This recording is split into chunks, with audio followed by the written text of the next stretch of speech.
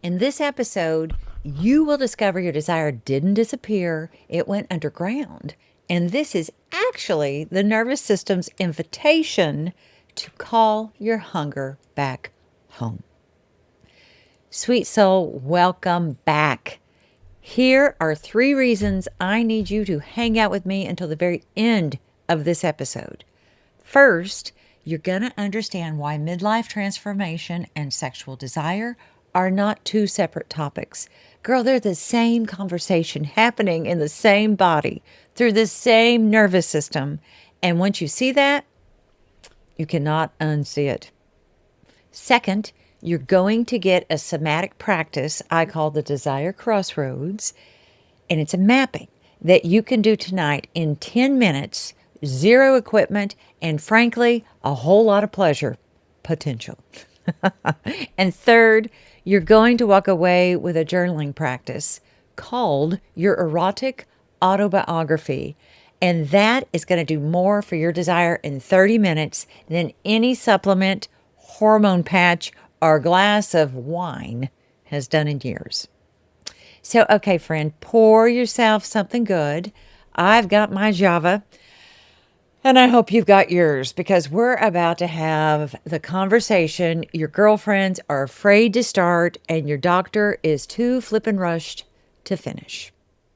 I want to talk to you about a crossroads, not the existential midlife crisis kind that movies love to dramatize. Although we have those. I know I had mine. Oh, Hollywood has made that look exhausting, truth be told.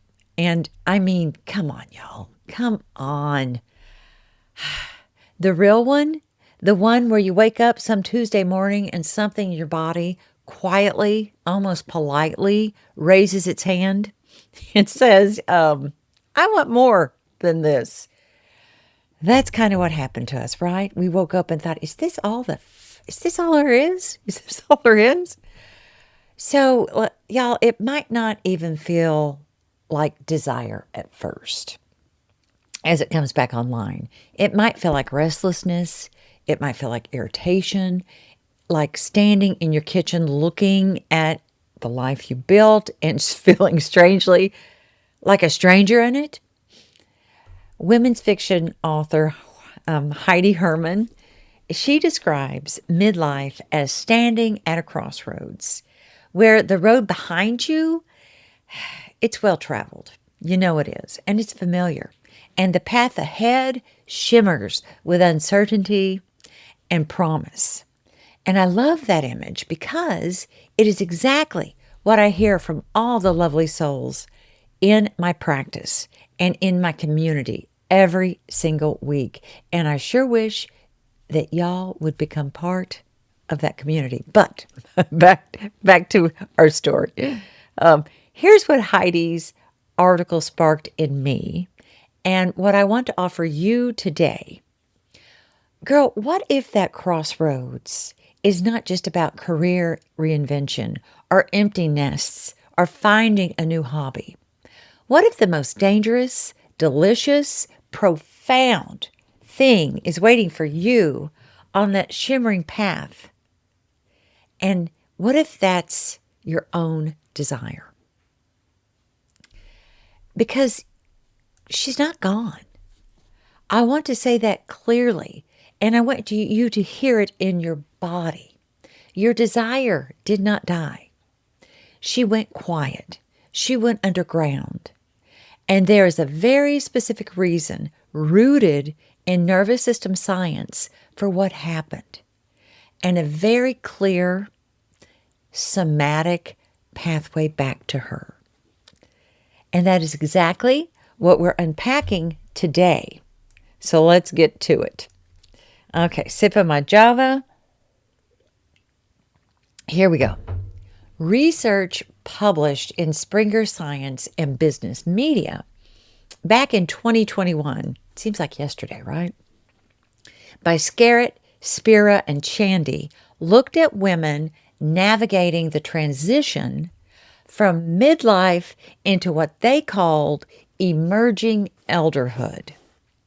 And y'all, their finding was that this life chapter rather than representing decline, is characterized by profound opportunities for growth and fulfillment, rather, when women engage intentionally with this stage.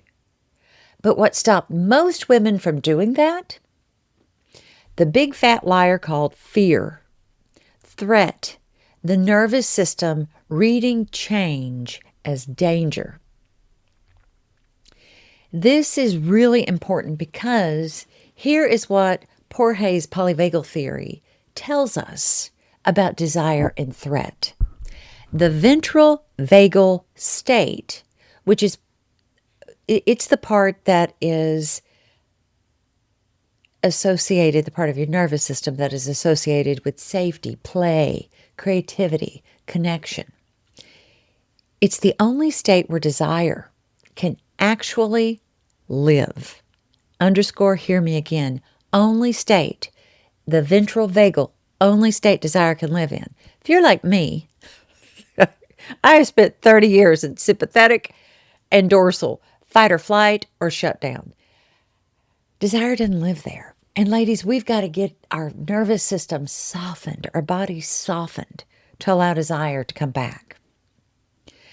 But when our nervous system reads our life as threatening, and that could be the threat of aging, becoming invisible, losing your sense of self, watching your body change, losing an income if you retire, your system shifts into sympathetic activation or that dorsal vagal shutdown. And in shutdown, desire flatlines. And it's not because you're broken. Girl, we're not broken. We are not broken. It's because your body, crazy enough, is doing exactly what it was designed to do. So the crossroads moment that so many women experience in their 50s is the nervous system waking up and saying, girl, the old strategies not working anymore. The old self, the one who performed and produced and managed and shrunk herself to stay safe, and she's exhausted, flippin' exhausted. Stop, put your hand on your heart chakra. You know that's true. Exhausted. She's done. And that restlessness, that is not a crisis. That is your ventral vagal system knocking on the door saying, girl, I am ready for something real. And real, oh my love, real includes desire. It includes intimacy. It includes your body being touched and lit up and present in a way that she has maybe not been in years. So, when Heidi Herman writes that women who embrace midlife changes, rather than resist them, report greater well-being and satisfaction, I want you to hear that through this lens. Embracing the change is a nervous system intervention. It is literally moving from threat to safety. And safety, oh sisters, safety is where desire is born. You gotta have it. Safety for desire to come back online. And that's what I was talking about, softening into your body. We have been braced for so many years, facing so many self-created threats. Our body is going, shit, I don't feel safe here. We've got to let it feel safe again. So I got you. I got some ideas here. Marie and Norgay published research in 2022 showing that women who engaged in self-reflection during midlife reported significantly higher self-esteem and a stronger sense of purpose. The researchers found that asking the question, what do I value now, and sitting with it honestly, was among the most powerful things a midlife woman could do for her well-being. Notice that there's not a big price tag on that, lady. Notice, this shit we talk about is free. Free. I'm not going to go off on my tangent on the self-care industry, but this is free. Or join my intensive somatic radiance, a 7-day program. Doesn't cost much. Get yourself on this path. But being honest with yourself and reflecting is the best thing research shows you can do for your well-being, especially at midlife. Now, I want to take that research and put it squarely in the most important room in your house, the bedroom. Thought I was going to say the kitchen, right? The bedroom. Because self-reflection is not just about your career, your relationships, or your morning routine. It is also, and this is the part no one is saying, it's about your erotic life. Rosemary Basson's circular model, which we've talked about on the program before, her circular model of female sexual desire, published in the Journal of Sex and Marital Therapy, showed us something revolutionary. Women's desire, and we've talked about this before, but it's revolutionary. Women's desire is not spontaneous the way it is often depicted in movies. Or maybe the first time you were kissing in a car and sex came online. I mean, that was, that's history. That's your teenage self. Our desire is not spontaneous. It is responsive. I talk about this a lot in any podcast of mine you listen to, any TV interview you see me on, or any podcast guesting I do. Not responsive. It's relational. It's contextual. Desire in women arises in response to stimuli that feel safe, inviting, personally meaningful, which means that without self-reflection about what you actually want, what lights you up, what your body is hungry for, your system has nothing to respond to. It's waiting for an invitation you've not written yet. Think of your computer screen just going in that circle. It's waiting.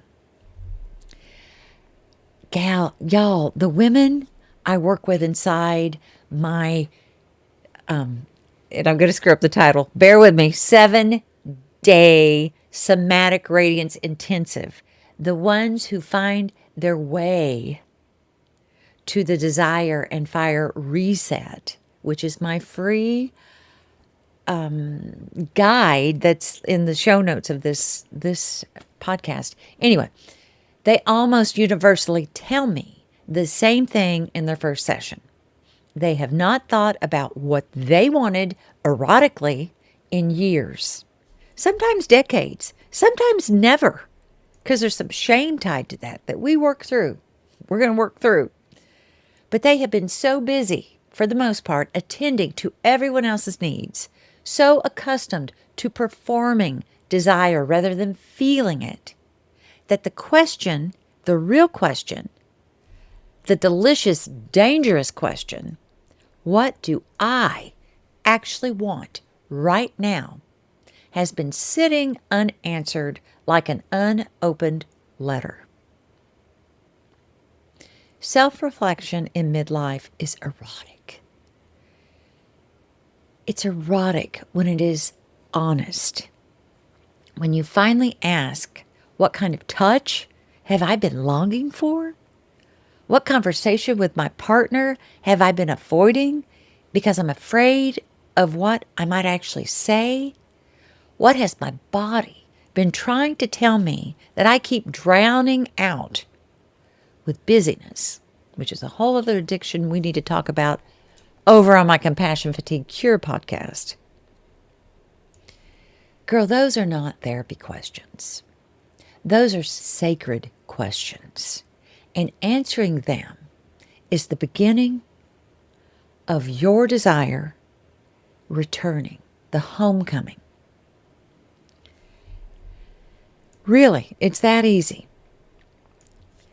So here's where it gets a little spicy, but bear with me because the science here genuinely is exciting. Heidi Herman cites the 2022 Global Wellness Trends report, finding that women over 40 who prioritize movement and creative activities report higher energy and improved mood. She also discusses research from Stanford's Through Wise Eyes project, showing that thriving women in later life share a zest for learning and novelty. And she writes about women who like Merriman, who took up painting at 52 and is now blossoming creatively in ways she never imagined. Now, girl, do you know what novelty does to the brain? Oh, it is an aphrodisiac. Your brain loves novelty. It triggers dopamine. Not the reward dopamine, not the anticipatory dopamine, the wanting kind, the craving kind. So, neuroscientist Jacques Panksepp called it the seeking system. And it's one of the most primal, powerful motivational circuits in the human brain. When we try something new, when we learn something unfamiliar, when we step outside our habitual patterns, the brain lights up. It says, hello, and it lights up with that electric, forward-leaning hunger that is the biological signature of desire. And our old friend Emily Nagoski, who makes an appearance as a scientist on this program a lot, her dual control model of sexual response that y'all know I reference constantly would say this clearly. When your brake is released, your accelerator is engaged. Desire arrives. Novelty releases that brake. Novelty wakes up the accelerator, which means that Maribel picking up a paintbrush at 52 was also quite literally feeding her erotic energy. She probably didn't know that, but you know who did? Her body. Her body absolutely knew that. So this is where I marry somatic and chakra psychology. I map it onto the neuroscience in a way that I find titillating, if that's a word. You know, I like to make shit up when it comes to words. And I find it breathtaking. So, on to our second chakra, which we talk about a lot, located in the lower abdomen, just below your navel. Your sacral chakra governs, what does it govern? Y'all can probably say it with me. Pleasure, creativity, sensuality, flow. And in the yogic tradition, it is associated with water, the willingness to move and be moved, and with the part of you that says yes to sensation. And it shadows the thing that blocks it. It's rigidity. Well, rigidity is the thing that blocks it. Routine without aliveness. I mean, take a big deep breath. Think about your day-to-day. Routine without aliveness. Life lived from the waist up. Often, y'all, it's from the head up. We are floating heads of competence. Think we can think our way out of everything. We can't. Routine without aliveness. Life lived from the waist up, from the mind alone, with the body dragging along behind as if it's an afterthought. When a woman at 55 takes up salsa or starts writing, not salsa, the chips and salsa that we love here in Texas, and that is mighty good. Go make you some of that. But I'm talking about the salsa dancing. Or maybe she starts writing, or signs up for a pottery class, or buys herself the lingerie she's been telling herself is too much for too many years. Her sacral chakra is coming back online. She is feeding the part of her that wants, that craves, that creates. And that fire does not stay neatly contained to the art class or the pottery wheel. Girl, it travels.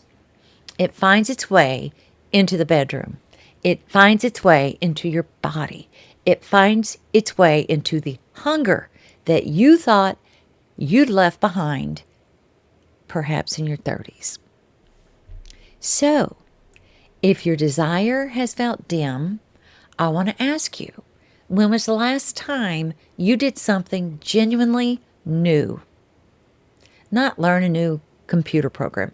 If that's your thing, fine. But I'm talking new and fun and yummy. Not productive, not useful, new, novel. Something that made your body lean forward with that particular aliveness that has nothing to do with your, I'm trying to find mine, to-do list. Because that is where she is waiting for you. Not in a pill bottle, not in a hormone panel, but do your hormones.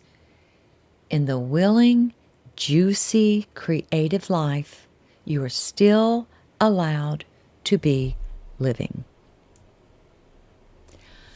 I want to teach you a somatic practice right here, right now. And it's adapted from interoceptive awareness work, specifically the research of Sarah Garfinkel and Hugo Critchley. We've talked about them before on the program. They're at the University of Sussex. And the studies they did on interoception show that the capacity to sense your own internal body the state of your own internal body is directly linked to emotional awareness and desire. Women with richer interoceptive awareness report richer desire because she's in her body. She feels it. So we are training that muscle right here, right now. And the practice is called the Desire Crossroads Mapping. And you're going to need 10 minutes, quiet space, ideally no bra. The last part is optional, but I stand by it. So I want you to start, and maybe you need to bookmark this and come back to it when you have the time for some privacy, but just listen as you're going. Just kind of wrap your head around it if you can't do it with me. But start by sitting comfortably, both feet flat on the floor. Close your eyes. Take 3 full breaths, slow, deep, into your own belly. The kind that push your waistband out instead of lifting up your chest. This, my sweet friend, is vagal tone work. You're telling your nervous system the threat is not here. You're safe. Stay. Now bring your attention to the center of your body, just below your navel, the home of your sacral chakra, and place both hands there, palm flat against your skin if you are comfortable. Feel your own warmth. This is the body you have lived in for 50 plus years. Think about that. This is the body that has carried and birthed and worked and loved and worried. She has been so busy. Let her be still for just a moment. Now I want you to do something a little unusual. I want you to imagine that there's a younger version of you standing on one side of a crossroad. And the version of you who was fully alive, fully desired, fully wanting, is standing on the other side. Not performing, not managing, actually wanting. Breathe into that image. Notice where you feel it in your body. Does it feel like warmth, tightening, a pull, a flutter? Girl, there's no wrong answer. There's just curiosity. Just notice. And now, ask that alive version a single question. What does she want right now? Not what does she think she should want, not any rules. Just what does she actually want? Stay with whatever arises. Do not you dare, don't edit. Don't you dare edit. No editing. Your body's answer might be surprising and very wise. It might be tender. It might be a little dangerous. Let it be. And when you're ready, gently open your eyes and write down whatever came, even if it's one word. That word is your compass right now. And the next step, if what you just experienced in that practice woke something up in you, and if part of you is thinking, okay, but what now? I want to tell you about my Desire and Fire Reset. It's free. I made it just for you. It's a guide. It's a 72-hour guide designed specifically for you. Where you're standing at this cross, right here, right now at this crossroads. I want you to know, I want you to want, I want you to take that first step toward desire. But this is your roadmap for that first step. It's the place to start. And if that feels really yummy, I want you to check out my 7-day Somatic Radiance Intensive. Okay. So all that stuff is on my website, juliemerrimanphd.com/desire. Get you to the Fire and Desire, or it's in the show notes. Okay. There's our commercial. Back to our program. Thank you for listening. Okay, so Scarrett and colleagues back in 2021, their research found that social support is one of the most powerful buffers against the health risk associated with midlife transition. And us gals who invest in friendship, in community, in being known by others, being seen by others, report greater happiness and resilience than those who navigate this season in isolation. And I see you miss busy. Oh, I don't have time for that. You do. You need time for that. That very thing that you're thinking, just don't want to do that, is the very thing you need to make time to do. Through the polyvagal lens, this is co-regulation that Porges talks about. Co-regulation is the biological need to be in the presence of another regulated nervous system. We literally borrow each other's calm. We literally settle into safety in the company of people who make us feel seen. And here is the intimacy piece that nobody is talking about enough. Co-regulation, my friend, co-regulation is the soil that desire grows in. You cannot be fully sexually alive with another person if your nervous system experiences that person as threatening. And it's not about if you love that person or not. You can love someone deeply and still have a nervous system that reads them as unsafe, that reads closeness as danger, that learns somewhere along the way that wanting is risky and receiving is selfish, maybe some shame involved. A lot of the beautiful souls over 50 that I work with, I found carry a particular adaptation in their bodies of one of these things. And girl, it was useful once. It helped us once, but it is not useful now. It's worn out schema that we need to replace. So building co-regulation, whether with a partner, a close friend, in my community around the Radiance Intensive, is literally building the nervous system capacity for intimacy. Imagine that. The very thing we brace ourselves against is the very thing we need. It is not soft work. Your body needs to get softer. It is foundational. Your vagus nerve does not care how many years you've been married. It can't count, does not care. It cares whether this moment, this person, this presence feels safe enough to open. The heart chakra governs this territory: intimacy, vulnerability, the willingness to be received. Its blockage shows up as the closed chest, the held breath, the arms crossed over the heart without knowing why. Its opening feels like the exhale you forgot you were holding.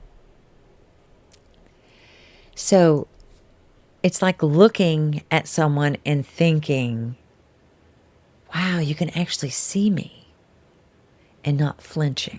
That's the foundational work. Not getting a compliment. You just, I feel people just go, look, I can't take that. It's not flinching. It's being open and connected. Girl, that's intimacy. And intimacy is the front door to desire.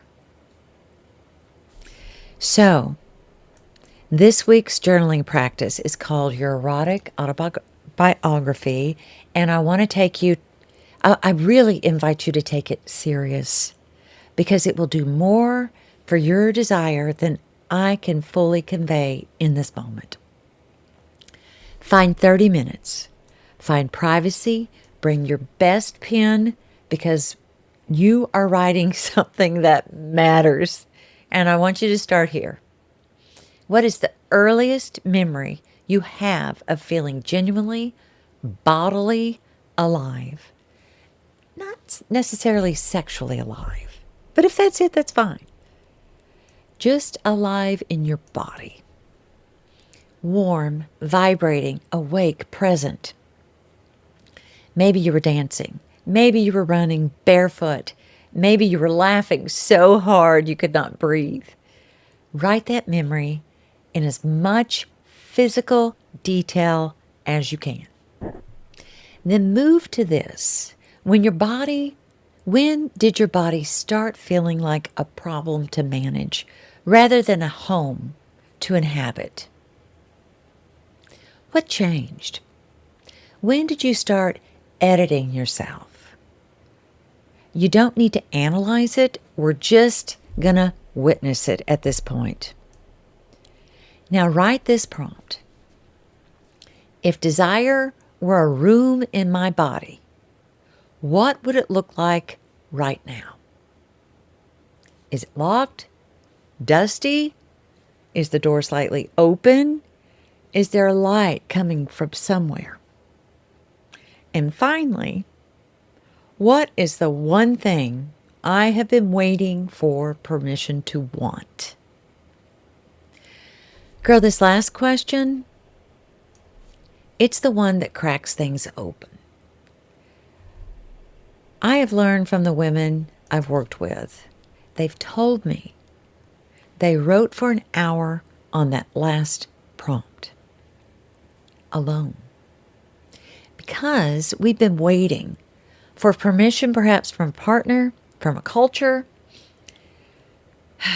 and a culture that has told us our desire has an expiration date, from a version of ourselves that believed wanting was selfish. You do not need permission anymore. You needed someone to tell you that you do not need permission, perhaps. And if that is you, consider this me telling you. All right. Here is what we covered today. We're going to land this ship. Here's the 3 things I invite you to carry out of this episode. 1, Your desire went underground for a reason, rooted in your nervous system, not a personal failure. When your body reads your life as threatening, when midlife changes triggers to that threat response, desire is the first thing to go quiet. Understanding this removes blame and opens the door to healing. 2, you learn novelty and creativity are not luxuries. We've been taught that. At your age, don't play. BS on that. These things are desire's fuel. Your sacral chakra, your dopamine-seeking system, your body's capacity for wanting all live in the same territory. And when you feed your creativity, your curiosity, your appetite for what is new, you are feeding your desire directly and physiologically. And 3, intimacy requires nervous system safety. And nervous system safety, girl, it's built through co-regulation, through connection, through community. Hint, hint, I have one for you.